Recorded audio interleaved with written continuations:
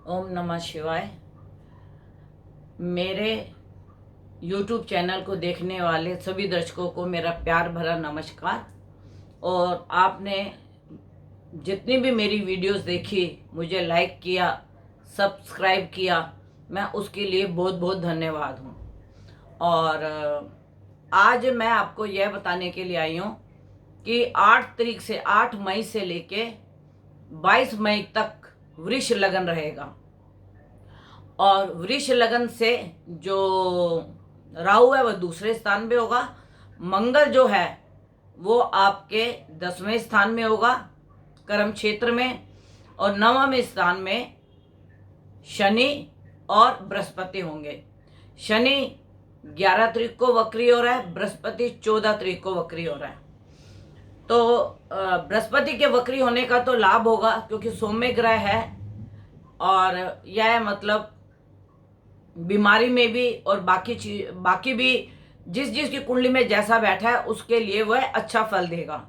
और जिनका जन्म का बृहस्पति वक्री है उनको तो वह अच्छा फल देगा, लेकिन उनकी कुंडली में कहाँ बैठा है, जिस जगह पे उनकी कुंडली में बैठा है उस हिसाब से उनको फल देगा। और शनि की जो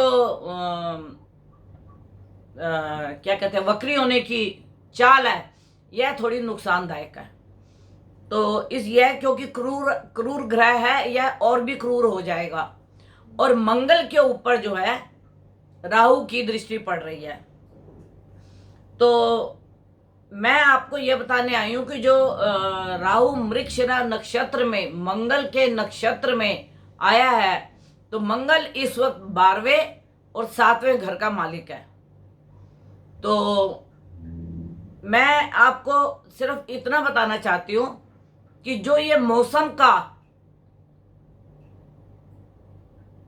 चल रहा है, मौसम का उतार चढ़ाव, यह काफी आंधी तूफान, बारिश और बाढ़ और कई कई जगह पे भूकंप लाएगा। दूसरा, कर्म क्षेत्र मतलब राहु की जब मंगल के ऊपर दृष्टि पड़ रही है 10वें घर में, और यह मृगशिरा नक्षत्र का है, मंगल के नक्षत्र का है, तो यह काफी अगजनी की भी घटनाएं हमारे को देखने को मिलेंगी। कर्म क्षेत्र में जैसे किसी की फैक्ट्री हो गई, किसी की दुकान हो गई, ऐसी कई घटनाएं, चलती गाड़ी हो गई, और मतलब ऐसी कई घटनाएं मैं आपको मतलब जो आपको देखने को मिलेंगी। और जब यह घटनाएं सत्य होती हैं तो जितने भी मेरे व्यूवर्स हैं मुझे फ़ोन करके उस वक्त में बताते हैं कि गुरुमा आपकी यह प्रेडिक्शन सही हो गई। लेकिन मैं आपको आज भी बता रही हूँ, हम प्रेडिक्शन करने वाले कोई नहीं होते, क्योंकि यह ग्रह कई जगह पे मतलब जितने भी जिसकी कुंडली में ग्रह बैठे होंगे, जहां जहां बैठे होंगे उसको वैसा वैसा फल देंगे। जिसकी दशा भी चल रही होगी, अंतर प्रत्यंतर चल रहा होगा, उस दशा के अंदर उसको वो जो ग्रह परिवर्तन होते हैं, यहाँ जो 27 नक्षत्रों में ग्रह जाते हैं उसका भी फल देते हैं। कि अगर जैसे अब राहु जो है मृगशिरा नक्षत्र में आ रहा है, तो यह मंगल का भी योग फल देगा, अगजनी का, और उसके ऊपर दृष्टि भी डाल रहा है ये। तो जो हमारे 27 नक्षत्र है और 9 ग्रह हैं, यह भी नक्षत्र बदलते रहते हैं। और 20 मई को राहु मृगशिरा नक्षत्र में आ रहा है और बुध भी मृगशिरा नक्षत्र में आ रहा है। तो इसके साथ जो अगजनी की घटनाएं हैं, जब तक राहु मृगशिरा नक्षत्र में रहेगा और मंगल के ऊपर अंगारक योग बनाए रखेगा, तब तक के लिए यह आपको अगजनी की कई घटनाएं सुनने को मिलेंगी।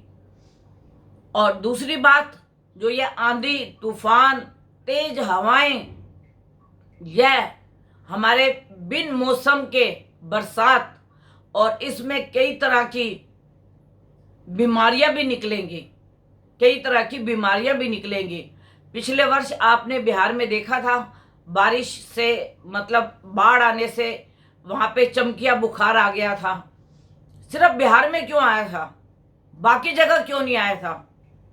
तो यह जो ग्रहों की दशा भी जो दिशा भी होती है वह भी बहुत काम करती है कि यह ग्रह किस दिशा में देख रहा है और किस दिशा का यह मालिक है। तो मैं आज आपको सिर्फ यह बताने के लिए आई हूँ कि जो मेरा YouTube चैनल है उसके ऊपर आप उसको लाइक और सब्सक्राइब कीजिए, लेकिन आपको अगर कोई घटना ऐसे मालूम होती है कि गुरु माँ ने बोली थी YouTube पे और वो घटना सत्य हो गई, तो उसको उसमें गुरु माँ का श्रेय नहीं होता।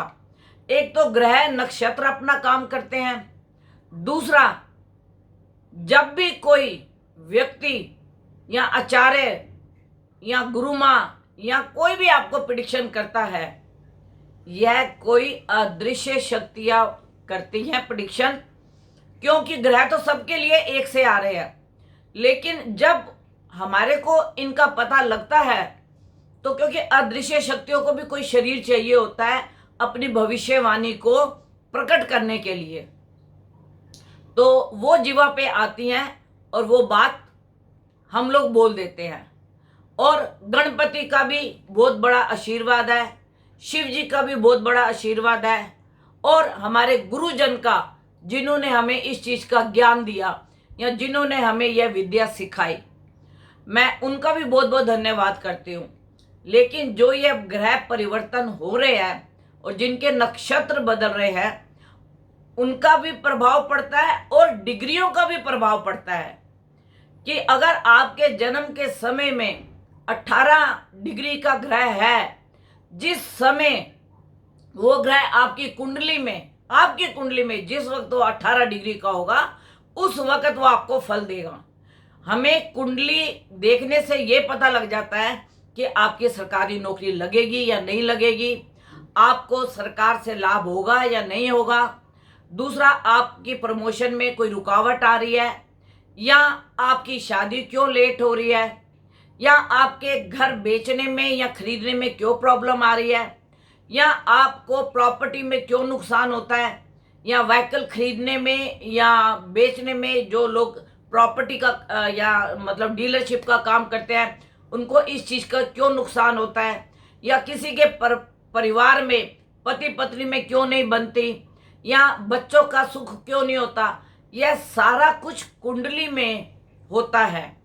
और यह कुंडली देखने वाला अगर आपकी सही से कुंडली देख सकता है नक्षत्रों के हिसाब से, डिग्री के हिसाब से, तो वो आपको दिन और महीने के हिसाब से प्रेडिक्शन कर सकता है।